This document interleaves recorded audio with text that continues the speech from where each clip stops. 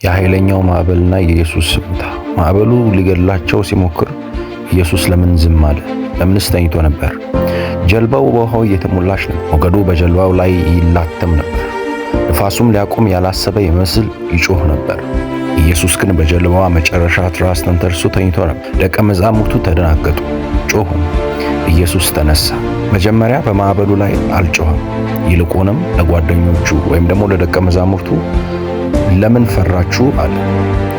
ወደ ንፋሱና ወደ ሞገዱ ዞር ብሎ ዝም በል፣ ጸጥ በል አለው። ወዲያውም ታላቅ ጸጥታ ሆነ። ኢየሱስ በማዕበሉ ውስጥ አልጠፋም ነበር።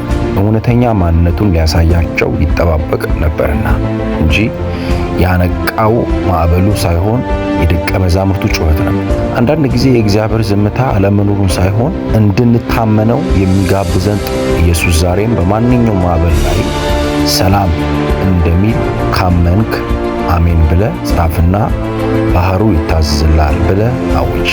ሰብስክራይብ፣ ላይክ፣ ፎሎ፣ ሼር ማድረግ እንዳይረሳ። ተባረኩ።